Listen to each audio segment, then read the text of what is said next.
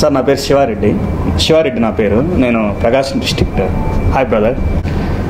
2013లో నాకు డయాగ్నోస్ అయింది గుంటూరులో. నేను యూనివర్సిటీలో ఎంఎస్ ఫిజిక్స్ చదువుతుండే, నేను ఆచరణాగర్ యూనివర్సిటీలో. సో 2013లో నాకు డయాగ్నోస్ అయింది. మా ఫ్రెండ్స్ అంటే ఒకరోజు ప్రొఫెసర్ క్లాస్ చెప్తున్నారు, నేను కొంచెం డిజీనెస్గా ఉండి ఐ ఫెల్ డౌన్ అనమాట.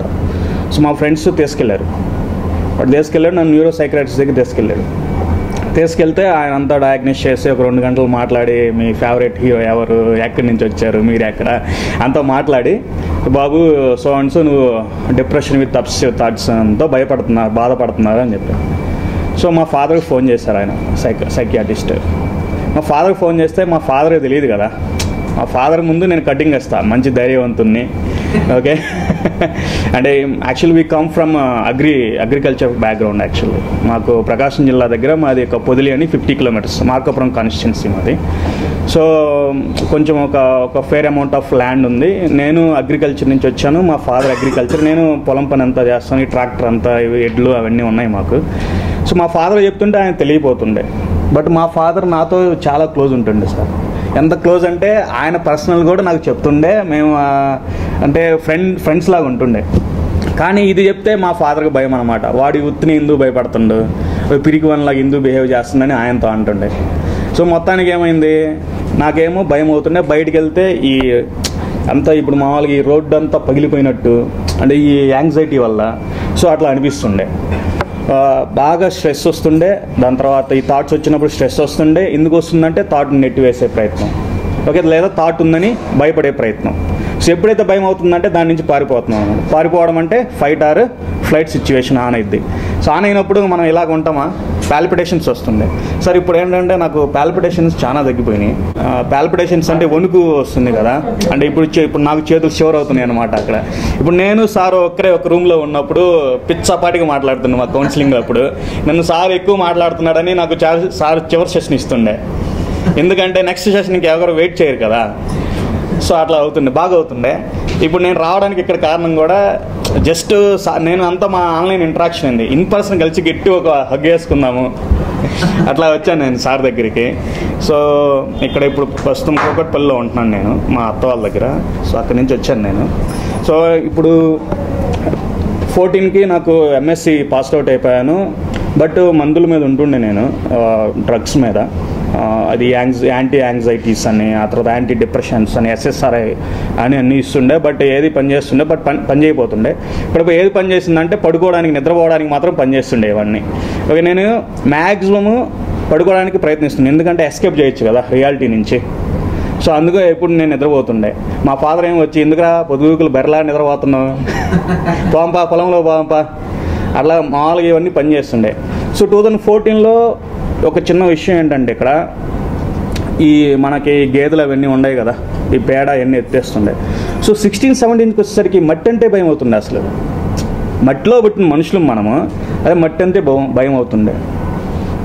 సో చూడండి, ఇదివరకు భయం లేదు మట్టి అంటే, లేకపోతే పేడ అంటే భయం లేదు. ఎక్కడో ట్రిగ్గర్ అయిందనమాట. ఎక్కడో టీవీలో చూసేటప్పుడు, లేకపోతే ఎవరో చెప్పేటప్పుడు జెమ్స్ ఉంటాయని ట్రిగ్గర్ అయింది. సో ట్రిగ్గర్ అయింది, దానికి మనకు అబ్సెషన్ ఎక్కువైపోయింది, అది రిపీట్ అవుతుండే. సో అది మళ్ళీ మనకు వస్తుండే. సో అసలు ముట్టుకోవడానికి భయపడుతుండే. సో ఆ తర్వాత నేను డబుల్ మాస్టర్స్ చేయడానికి నేను కొచ్చి వెళ్ళాను, కేరళ. అది మెడికల్ కాలేజ్, అమృత విశ్వవిద్యాపీఠం మెడికల్ కాలేజ్ అని అక్కడికి వెళ్ళాను. అక్కడ మళ్ళీ ఒక సైకియాట్రిస్ట్ని పట్టాను. ఆయన మణిపాల్లో చదివారు. మణిపాల్ అంటే కర్ణాటకలో చదివారు కాబట్టి తెలుగు వస్తుంది ఆయన, మలయాళం. ఆయన వెళ్తే ఆయన నాకేం చెప్పారు, నువ్వు OCD కాదు, నువ్వు జనరలైజ్డ్ యాంగ్జైటీ డిజార్డర్తో బాధపడుతున్నావు అని ఆయన చెప్పుండే. సో ఆ తర్వాత అది ఇప్పుడు 2016 బ్యాక్ దెన్. ఆ తర్వాత ఆయన మళ్ళీ కొన్ని జనరలైజ్డ్ యాంగ్జైటీ డిజార్డర్కి ఆయనే నాకు ఎలా చెప్పాడు, you are worrying, you keep worrying, so worry అవుతున్నావు. ఇంకో కొన్ని రోజులు పోయిన తర్వాత ఏం చెప్పాడు, you are experiencing meta worry అంటే వరీయింగ్ అబౌట్ వరీ. అసలు దేని గురించి వరీ అవుతామో మనకి ఇది పోతుంది. ఓకే, మనకేం మొదలవుతుంది, అప్పుడు నేను వర్రీ అవుతున్నాను అని దాని గురించి వర్రీ అవుతుంది అనమాట. అంటే ఇది సైకిల్ రిపీట్ అవుతుంది, ఇది కష్టం అవుతుంది సుడిగుండం నుంచి బయటికి రావడం. ఆ తర్వాత ఇంకా గేటు రాశాను నేను ఫిజిక్స్లో, మంచి మార్క్స్ వచ్చాయి. సో తర్వాత నేను ఒక మెడ్రాస్లో ప్రీమియర్ ఇన్స్టిట్యూట్లో PhD జాయిన్ అయ్యాను 2017లో.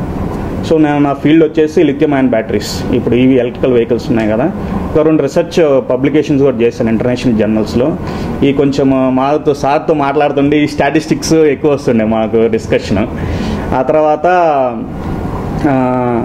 బాగానే అయింది. మా ప్రొఫెసర్ కూడా తెలుగువారే, యువి వరదరాజులని. సో గట్టిగా అవుతుండే. బట్ 17లో మా ఫాదర్ డెంగ్యూ వల్ల పోయారు. సో నేను ఇంకా కంటిన్యూ చేయడం కష్టమైపోయింది. నాకు కొంచెం డిప్రెషన్ ఉండి ఒక 2-3 ఇయర్స్ నేను ఇంట్లోనే తిరుగుతుండే ఏం పని చేయకుండా. లక్కీలీ మాకు కొంచెం పొలం ఉంది కాబట్టి సర్వైవ్ అయ్యాము.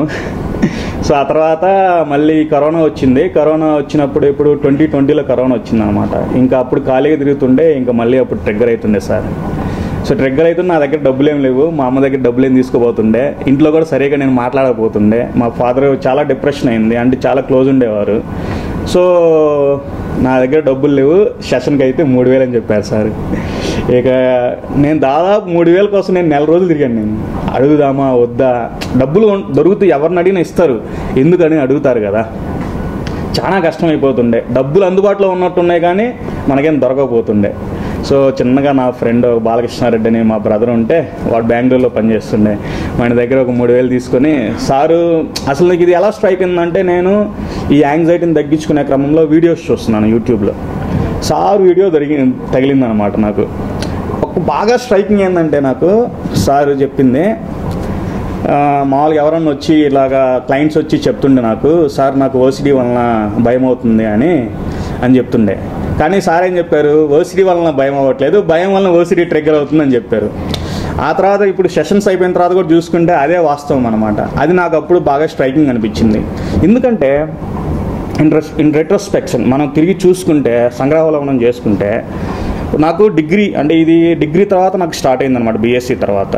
సో చూసుకుంటే డిగ్రీకి ముందు కూడా అన్ని థాట్స్ వస్తుండే, కానీ అప్పుడు ఎప్పుడు భయపడలేదు. అంటే డే డ్రీమింగ్ ఉంటుండే, చాలా ప్లెజెంట్గా ఉంటుండే డే డ్రీమింగ్ కూడా ఫ్యాంటసీలో. ఓకే, సో ఇప్పుడు చూసుకుంటే అప్పుడు భయం అవ్వలేదు. ఎప్పుడో ఇంకా కొంచెము మనకి కాగ్నిటివ్ ఎబిలిటీస్ అనేవి 17-18 తర్వాత పెరుగుతుంటాయి కదా. సో ఎక్కడో ఒకసారి ట్రిగ్గర్ అయిందనమాట ఫియర్. కొంచెం ఏంటంటే ఇంట్యూషన్ అనేది అధికంగా ఉండడం వల్ల ఈ కొంచెము ఓసిడి వాళ్ళకి అది వచ్చి రిపీట్ అయ్యి పోతుండే. సో ఎక్కువ ఇంకా నేనేం చేసేవాడిని, ఎస్కేప్ చేయడానికి ఎక్కువ ఐ యూస్ టు స్లీప్ అనమాట. బట్ కొంతకాలానికి ఎప్పుడైతే మాస్టర్స్ డబుల్ మాస్టర్స్ చేసి పిహెచ్డీకి వెళ్ళేసరికి స్ట్రెస్ అవుతుండే. స్ట్రెస్ లేనప్పుడేమో బాగా పర్ఫామ్ చేస్తుండే. సో ఎప్పుడైతే కంపల్షన్ రేపు ఎగ్జామ్ ఉందన్నప్పుడు ఎగ్జామ్ ఎలా స్కిప్ చేయాలని చూస్తుండే. సో తర్వాత ఇంకా 2020లో సార్తో మనకు సెషన్స్ నడిచినాయి, ఆన్లైన్లో పూర్తి నడిచినాయి. నా అదృష్టం ఏంటంటే, నాకు అప్పుడు హైదరాబాద్ రావడానికి డబ్బులు లేవు. కరోనా వల్ల అది నా లక్కీలీ నేను కరోనా వల్ల ఆన్లైన్లోనే తీసుకుంటుండే, లేకపోతే హైదరాబాద్ ఇచ్చిపోవాలంటే నాకు డబ్బులు సరిపోతుండే. సో ఇప్పుడు ఇక్కడ కేపీహెచ్బి కాలనీలో మా అత్తగారి దగ్గర ఉంటున్నాను నేను, మా మేనత్త దగ్గర. సో ఇది నేనే సార్ని ఒకసారి మీట్ అవుదాం అనుకున్నాను పర్సనల్గా మీట్ అవుదాం అన్నప్పుడు మీ గ్రూప్ నుంచి నాకు మామూలుగా ఫేస్బుక్లో ఎక్కడ చూశాను. నేనే మిమ్మల్ని ఒక 15th అక్టోబర్ 15th మిమ్మల్ని పింగ్ చేద్దాం అనుకున్నప్పుడు సారే నాకు మీట్ హెచ్చారు, మీకు ఇంట్రెస్ట్ ఉంటే రండి మీరు అని చెప్పారనమాట. సో అప్పుడు నేనే ఓకే, మన ఇది సెరెండిపిటీ, మనం ఎదుగుతున్న తీగ మనకే తగిలింది అన్నట్టు, ఓకే సార్ నేను వస్తున్నానని చెప్పి ఐ వాజ్ వెయిటింగ్ అనమాట. 15 నుంచి ఎప్పుడు వెళ్దాం ఎగ్జైటింగ్ అనమాట. సో ఒక 7 సెషన్స్ మాత్రమే నడిచినాయి మనకి. ఆ తర్వాత లాస్ట్ 2 సెషన్స్ నాకు డబ్బులు కూడా లేవు. సారు అసలు లేకపోయినా పర్వాలేదు, అసలు డబ్బుల గురించి కూడా సార్ అడగలేదు. ఫస్ట్లో నేను అనుకున్నాను 3000 అంటే కొద్దిగా కష్టమైనాయి మనకి, ఎందుకంటే 500కి కౌన్సిలింగ్ చేస్తుండే, బట్ ఒక కౌన్సిలింగ్ కాదు మోటివేషన్ చేస్తుండే. నేను అడిగాను సార్ని, సార్ మీరు కాకుండా ఇంకెవరైనా తగిలితే, ఇప్పుడు మీరే నాకు తగిలారు కదా, స్ట్రైక్ అయ్యారు కదా, అంటే లైక్ మైండెడ్ పీపుల్ మాత్రమే స్ట్రగుల్ అవుతారు, అది లేకపోతే మీరు వెండమూరి దగ్గరకో లేకపోతే పట్టాభిరావు దగ్గరికి వెళ్ళేవాళ్ళు, భావసారూప్యత ఉంది కాబట్టి నా దగ్గరికి వచ్చారు అని. ఎందుకంటే నేను ఇదివరకు కూడా పిహెచ్డీ సైకాలజీలో పిహెచ్డీ చేసిన వాళ్ళని, ఫారిన్లో చేసిన వాళ్ళని. సో నాకున్న అకాడమిక్ బ్యాక్గ్రౌండ్ ద్వారా నేను కనెక్ట్ అవ్వడం జరిగింది అక్కడ నిమ్హాన్స్లో చేసిన వాళ్ళని, కొచ్చిలో. బట్ ఎవరు ఇంత విడమర్చి దీన్ని ఇంత కూలంకుషంగా చెప్పలేకపోతుండే. సో నాకు ఇది చాలా హెల్ప్ అయింది. బట్ ఇప్పుడు కూడా అప్పుడప్పుడు కొన్ని ట్రిగ్గర్ అవుతున్నాయి. ఎందుకు ట్రిగ్గర్ అవుతున్నాయి అంటే మళ్ళీ భయమే, మళ్ళీ ఒరియే కారణం, రేపేమవుతుంది అనే దానికి భయపడ్డప్పుడు ఇప్పుడు ఏమవుతుందో మనకి అది కష్టమైపోతుంది అనమాట. So mostly I was suffered from అది మెటా వర్రీ. ఒక్కటే నాకు స్ట్రైక్ అయింది ఏంటంటే, మనం పుట్టింది హ్యాపీగా ఉండడానికి, ఎంజాయ్ చేయడానికి. పొద్దుగూకులు వర్రీ అవుతుంటే, ఓకే ఎవ్రీడే ఫెయిర్ అవుతుంటే ఇంక బతకడానికి ఇంకా అవసరం ఏముంది అనే దాని నుంచి కొంచెం 15 నుంచి నాకు కొంచెం ధైర్యం వచ్చింది, 15-16 నుంచి. 2020లో అది నేను సార్ చెప్తుండే, అది ఎవ్రీథింగ్ ఈజ్ అన్ ఆపర్చునిటీ మన కౌన్సిలింగ్ నడుస్తుండే సార్. అప్పుడు నేను చెప్పాను సార్ నాకు ఓసీడీ రావడం కూడా ఒక ఆపర్చునిటీ అనుకుంటున్నానంటే అవునండి అని చెప్పి. ఇంకోటి ఏంటంటే నాకు బట్టన్ పోయిందంటే సార్ ఒకసారి చెప్పారు, నాకు మ్యారేజ్ కూడా అవసరం లేదు, ఓకే, పెళ్ళి లేకపోతే ఫ్యాంటసీ ఉంటుందని చెప్పారు సార్. నిజంగా మ్యారేజ్ అయితే అన్నెసరీ బర్డన్ సార్ ఇది, ఐ ఫీల్ సో మా ఇంటికి వెళ్తే మా బాబాయి, మా అమ్మ, మా ఇంట్లో అందరూ అడుగుతుండే పెళ్ళి ఎప్పుడు చేసుకుంటాం అంటే నేను చెప్పాను, మీరు పెళ్ళి అంటే మాత్రం నేను ఇంటికి రాను, ఓకే, నేను వెళ్ళిపోతానని చెప్తుండే. ఒక్కడే రా నువ్వు వారసుడివి, ఉండరా బాబు అంటే వాళ్ళు అంటుండే. సో ఇట్లాగా అది చాలా ఉన్నాయన్నమాట. ఇంకోటి ఏంటంటే సార్ మీరు లాస్ట్ ఇయర్ విజ్ఞాన దర్శిని ఇంటర్వ్యూ ఇచ్చారు కదా, తర్వాత ఒక 1 year మనకి ఇంటర్వ్యూస్ నడవలేదు. ఆ తర్వాత మీరు ఏదో కరోనా వచ్చింది, అంతకుముందు కరోనా వచ్చింది.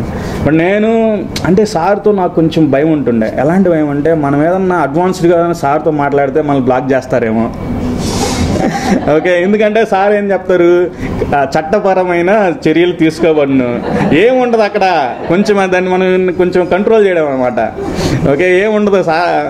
సో ఇప్పుడు ఏంటంటే ఆ తర్వాత ఈ మధ్యకాలం 2 వీడియోస్ చూశాను సార్, మీ చాలా బాగున్నాయి. సో నా రిక్వెస్ట్ ఏంటంటే ఇంకా మీరు ఫర్దర్గా ఇప్పుడు మనకి ఫండమెంటల్గా ప్రైమరీగా కొన్ని చేశారు కదా ఓసీడీ, అంటే మామూలుగా ఎవరైనా తెలియకపోతే తెలుసుకొని మీ దగ్గర కొంచుకొని మనం ఇంకా అందులో నుంచి ఇంకా డెప్త్గా చేయాల్సిన అవసరం ఉందని I feel sir. And then అదే కాకుండా ఇంకా ఈవెన్ డిప్రెషన్ ఒకటి, generalized anxiety disorder, so anxiety and డిప్రెషన్లో ఇంకా చాలా చేయాలి. I feel I request you sir. But ఇప్పుడు ఏంటంటే నేను కొన్ని రాసుకుంటున్నాను, మీ దగ్గర ఒక ఇంటర్వ్యూ చేద్దామని.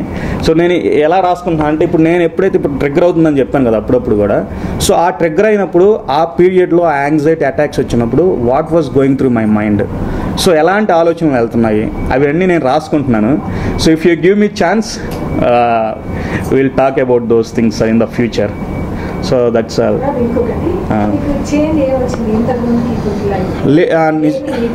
నేను చెప్పాలనుకున్నాను ఇది. సో ఇప్పుడు మీరు అడగండి, నేను చెప్తుంటాను.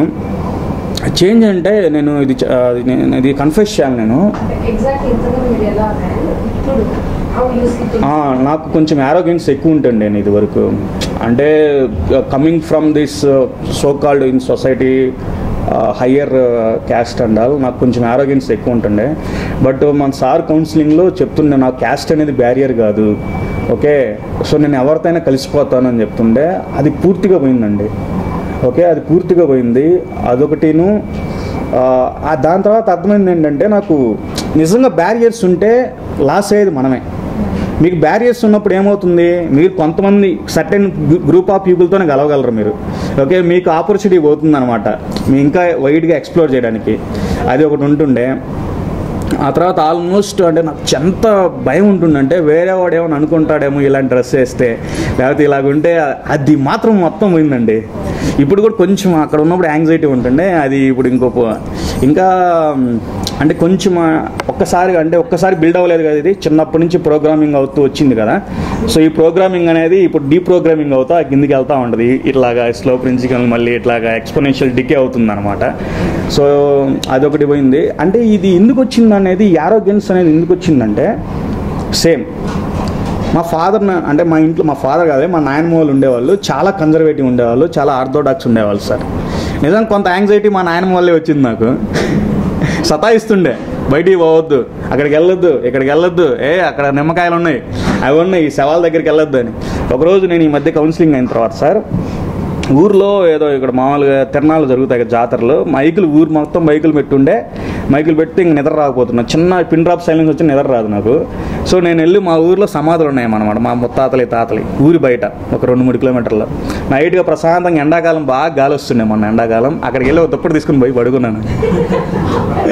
మా ఫాదర్ చాలా డేరుగా ఉంటుండే. వాళ్ళు నైట్ ఈ పొలాల్లోకి నీళ్ళు కట్టడానికి వెళ్ళినప్పుడు గట్టిగా ఒక పెద్ద కర్ర తీసుకుని అడవి పందులు ఏమైనా వస్తే కొట్టడానికి చిన్నప్పుడు నన్ను తీసుకెళ్తున్నాం. మేము ఈ చిలకడ దుంపలు ఉంటాయి కదా, గెంచుగడ్డలు, మా ప్రకాశం డిస్టిక్ ఎక్కువ వేస్తుండే మేము. అలాగా అంటే I feel I cherish those memories అనమాట. ఇప్పుడు మళ్ళీ నాకు అది బ్యాక్ వస్తుంది అనిపిస్తుంది. ఫస్ట్ ఒక స్ట్రెస్ పోయిందండి, తర్వాత ప్రెషర్ పోయింది.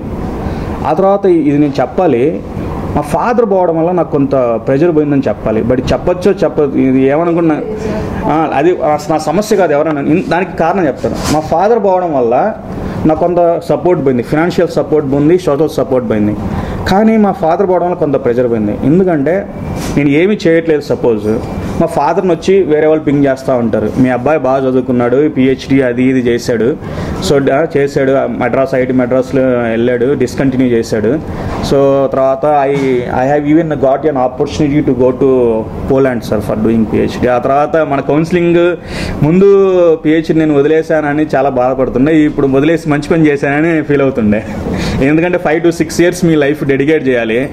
ఏం చెప్పాలంటే ఇప్పుడు అంత మంచి రీసెర్చ్ ఏం జరగట్లేదు. ఇప్పుడు ఏంటంటే people are going running behind publishing papers అనమాట. పేపర్స్ పబ్లిషన్లోనే వెళ్తున్నారు కానీ రియల్ ఎందుకంటే అది కూడా కారణం ఏంటంటే ప్రెషర్. వాళ్ళకు కూడా పోస్ట్ డాక్ చేయాలి, మళ్ళీ ప్రొఫెసర్ కావాలి ఇదన్నీ. సో మా ఫాదర్ పోయిన తర్వాత ఏమైందంటే ఆ ప్రెజర్ పోతుండే. అంటే మా ఫాదర్ని వచ్చి వేరే వాళ్ళు పింగ్ చేస్తుండే, డిచ్ చేస్తుండే, మళ్ళీ ఆయన వచ్చి నన్ను బగ్ చేస్తుండే. ఇది పోయింది నాకు ప్రెజర్, అదొక ప్రెజర్ పోయింది. కొంచెం ఇంకా ఇంట్లో మా చెల్లి చాలా చిన్న అమ్మాయి, నేను ఇంటర్మీడియట్ ఫస్ట్ ఇయర్ అయిపోయిన తర్వాత షీ వాజ్ బార్న్ అనమాట. తను ఇంటర్మీడియట్ ఇప్పుడు ఫస్ట్ ఇయర్ చదువుతుంది. సో దానికి కొంచెం రెస్పాన్సిబిలిటీ ఉంటుండే. సో మా మదర్ బాగా సతాయిస్తుంది అనమాట ఇప్పుడు కూడా నన్ను, ఎప్పుడు సెటిల్ అవుతావు, ఎప్పుడు పెళ్లి చేసుకుంటావు అని. సో నేను చెప్పాను లేదు ఇంకా పెళ్ళి లేదు ఏం లేదు మర్చిపోయాని అన్నీ చెప్పేశాను. నేను ఇంక ఇలాగైతే నేను ఇంటికి కూడా కొన్ని రోజులు తర్వాత నేను డిసైడ్ అయిపోయాను, నేను I want to be alone అని. ఎందుకంటే ఐసోలేషన్ అనేది మన ఎగ్జిస్టెన్షన్లో ఒక పార్ట్ అనమాట. ఆ తర్వాత ఇంకోటి ఏంటంటే సార్ నాకు చెప్పింది ఏంటంటే కౌన్సిలింగ్లో, ఇప్పుడు నేను కౌన్సిలింగ్ ఇస్తున్నాను కదా మీకు, అది మిమ్మల్ని ఇండిపెండెంట్గా చేయడానికి, మళ్ళీ నా మీద డిపెండెంట్ చేయడానికి కాదు. అది ఒకటి బాగా నచ్చింది నాకు. ఎందుకంటే ఎవ్వరూ రాదు. Okay, you and me are anybody else. Okay, daughter or son of nature just came through our parents. అది చెప్పారు సార్ నాకు. సార్ ఇప్పుడు కూడా నేను అంటే ఎప్పుడన్నా ఇట్లాగ మళ్ళీ సోషల్ ఇన్ఫ్లుయెన్స్ అనేది కొంచెం రాంగ్ వేలో నేను తీసుకెళ్తున్నప్పుడు I use to go through your interviews అన్నమాట. అందుకే సార్ మీరు ఇంటర్వ్యూలు చేయండి, ఎక్కువ చేయండి అని. ఆ తర్వాత మళ్ళీ సార్ నన్ను ఫేస్బుక్ గ్రూప్లో కూడా తీసుకోవడం జరిగింది. ఇంకొన్ని రోజుల తర్వాత ఏమైందంటే ఎక్కడో ఏదో ఒక ట్రిగ్గర్ అయిందన్నమాట. టీవీలో చూస్తున్నప్పుడు కొన్ని అబ్యూజివ్ థాట్స్ అమ్మాయి అది వరకు థాట్స్ వస్తున్నాయి, బట్ ఇలాగ అనిపించకపోతుండే భయం అని. ఆ తర్వాత మళ్ళీ నిదానంగా ఇది భయం వల్లే వచ్చిందని మళ్ళీ అది తగ్గిపోతుంది. ఇప్పుడు కూడా ట్రిగ్గర్ అవుతాయి. ఇప్పుడు మామూలుగా ఎవరైతే కౌన్సిలింగ్ తీసుకున్నారో వాళ్ళకి చెప్పేది ఏంటంటే ఇది పూర్తిగా ఒక్కసారి అయితే వెళ్ళదండి. అదే సార్ కూడా మనకి ఏం చెప్తారంటే it is easy. Okay, getting rid out of OCD easy but not immediate అనమాట. Maybe it may takes for some time, కొంత టైం తీసుకుంటుంది. ఎందుకంటే ఇప్పుడు నేను ఆల్మోస్ట్ 2020 ఆగస్టు 30కి మాకు ఫస్ట్ సెషన్ అయింది. ఇప్పుడు 2 years అయింది ఆల్మోస్ట్. బట్ అప్పుడప్పుడు కొంత ట్రిగ్గర్ అవుతుంది, కొంత ఐ ఫీల్ రెస్ట్లెస్నెస్, రిలాక్షన్ ఒక 1 week అట్లాగా అవుతుంది. మళ్ళీ ఆ తర్వాత మళ్ళీ బయటపడిన తర్వాత దీనిగా మనం భయపడింది అనిపిస్తుంది అనమాట. అదే ఉంటుంది అందరికీ మ్యాక్సిమం. ఆ తర్వాత ఏమైందంటే నేను మన సెషన్స్ అయిపోయింది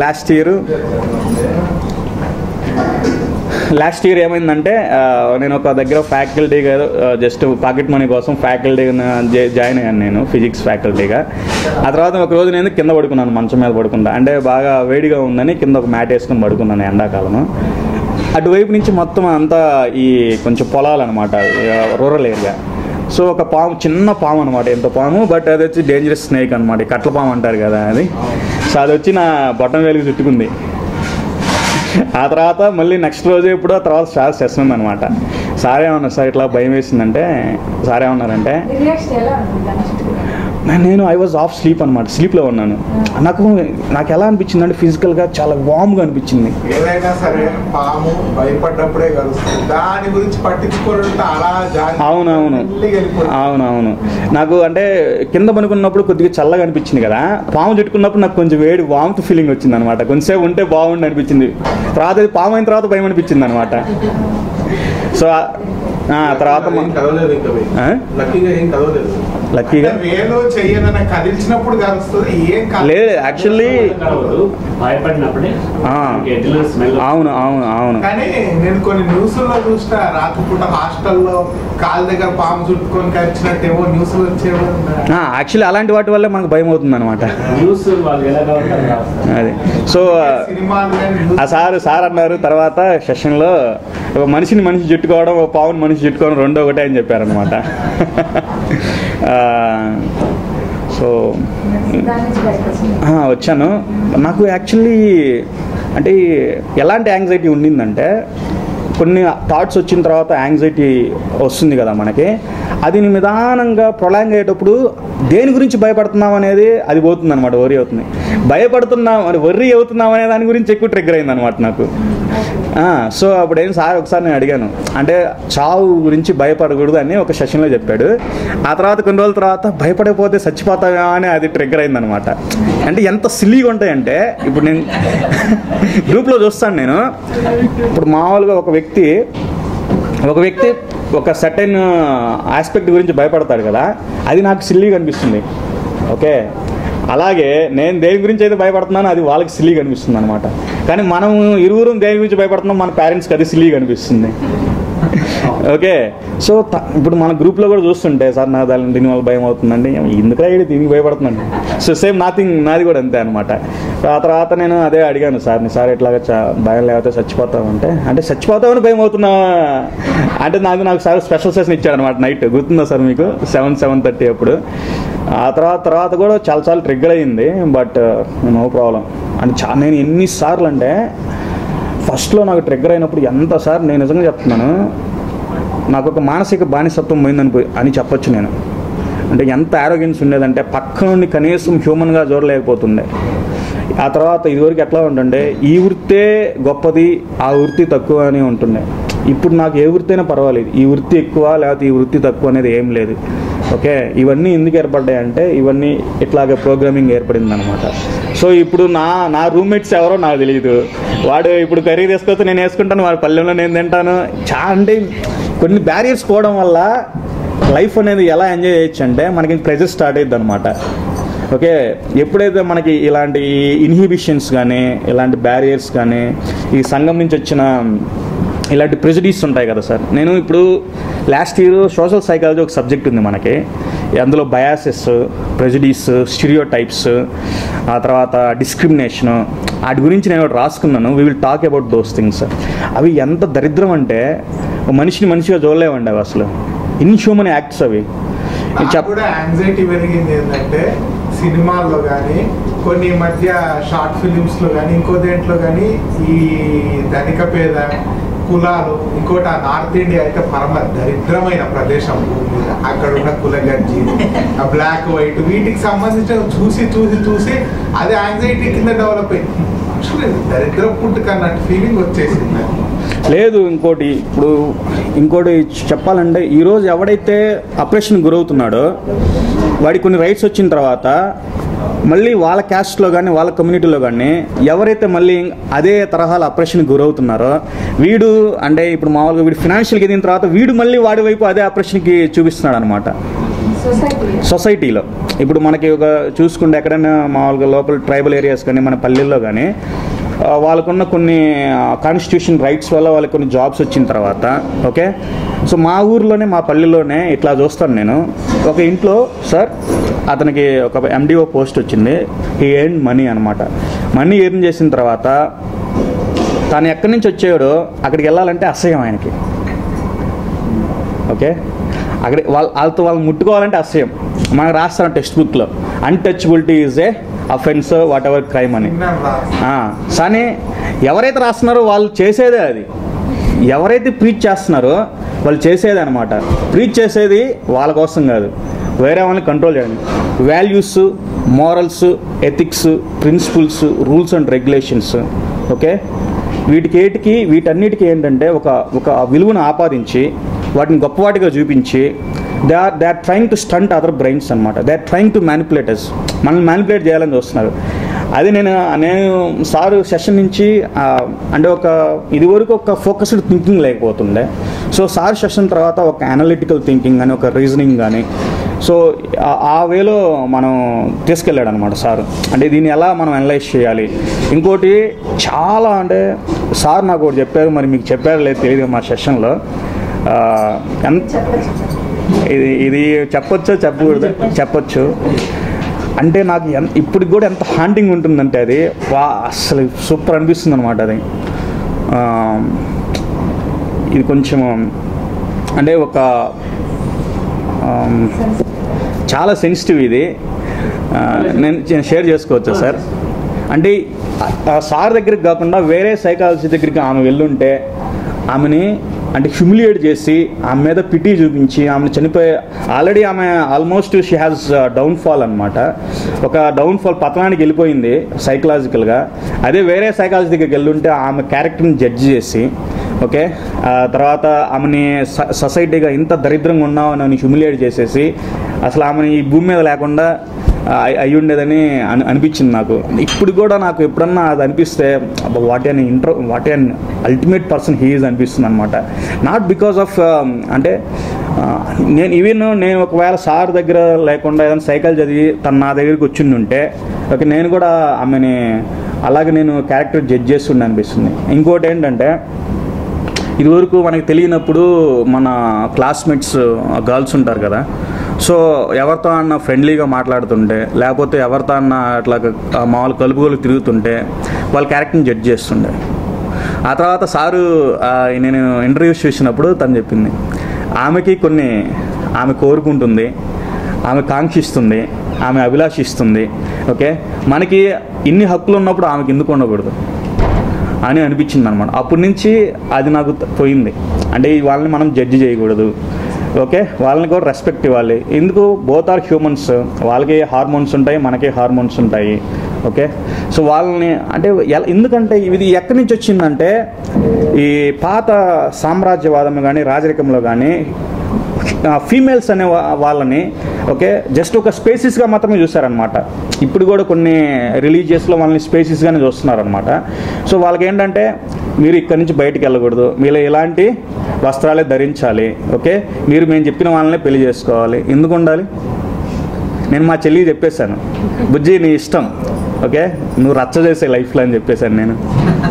ఎందుకంటే తను ఫస్ట్ ఇంటర్మీడియట్ అయిపోయింది, మీ దగ్గర తీసుకొస్తాను సార్ నేను. నేను అది కూడా చెప్పాను okay your body is precious to you, me body అనేది ప్రెషియస్ టు యూ. ఓకే దాన్ని మీరు యూ షుడ్ ప్రొటెక్ట్ దట్ అనమాట. నేను చెప్పాను ఎవరన్నా if you like somebody you make that person come to our home. Okay you sit on that sofa, you talk each other, okay in our presence, no problem.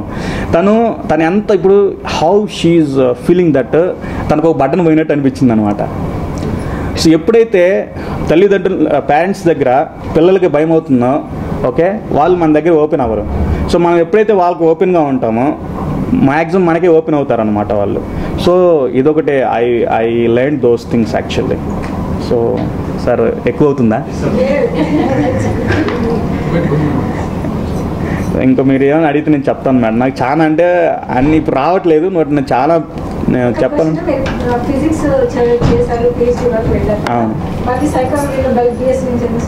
నిజంగా చెప్పాలంటే నా BSc physics అయిపోయిన తర్వాత I was directionless. అప్పటి నుంచి నాకు psychology చదవాలని. Okay ఇప్పుడు ఏదో సార్ని కలిశాను సైకాలజీ చదవాలని కాదు, బట్ అక్కడ నాకు తెలియపోతుండే. అసలు ఎంఎస్సీ ఎందుకు చేశాను తెలియదు, కాన్షియస్ డెసిషన్ లేదు ఇక్కడ. తర్వాత పిహెచ్డీ ఎందుకు వెళ్ళని తెలియదు, ఎందుకంటే ఎంఎస్సీ తర్వాత మంచి యాక్చువల్ నా గోల్ ఏంటంటే యూరోప్లో వెళ్ళి ఒక ఓపెన్ బీచ్లో తిరగాలి అనే ఉద్దేశంతో నేను పిహెచ్డీకి వెళ్ళాను అనమాట. ఓకే సో ఆ పోర్చుగల్ ఆ సన్ అట్లా వెళ్ళాలని చూశాను నేను. సో సబ్జెక్ట్ మీద ఇంట్రెస్ట్ లేదు నాకు, బట్ సబ్జెక్ట్ ఏంటంటే మనం వెళ్తుంటే నేర్చుకుందే తప్ప కాన్షియస్గా అది నాకు నేర్చుకోవాలని కూడా లేదు. సో నాకు బీఎస్సీ తర్వాత నుంచి నాకు మళ్ళీ బీఎస్సీ సైకాలజీ చదివాను ఉంది, కానీ అప్పుడు ఇంత మనకి బుర్ర లేదు కాబట్టి so now I'm doing that అనమాట. But I'm really feeling I'm taking that pleasure with in that psychology అనమాట. So but it is taking more time. అంటే మనకి ఇప్పుడు గురువులు ఎందుకు ఉంటారంటే మనకి ఉన్న సబ్జెక్ట్ని ఈజీ చేసి చెప్పడానికి తప్ప అంతకంటే వాళ్ళ వల్ల మనకు ఉపయోగం లేదు.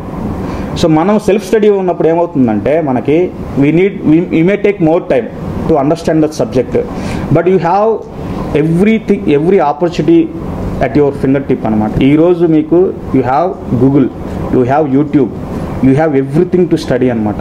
అలాంటప్పుడు మనకు పర్టికులర్ పీపుల్ ఎందుకు మనకు చెప్పాలి? So we have people like Hariraghav sir. So there are some courses on existentialism. Even existentialism course చెప్పేవాళ్ళు కూడా మళ్ళీ అదే వేలోకి వెళ్తారు సార్, మోటివేషన్లోకి వెళ్తారు. సో యాక్చువల్లీ ఇప్పుడు అర్థమైంది ఏంటంటే నాకు, సైకాలజీ అంటే మోటివేషన్ కాదు.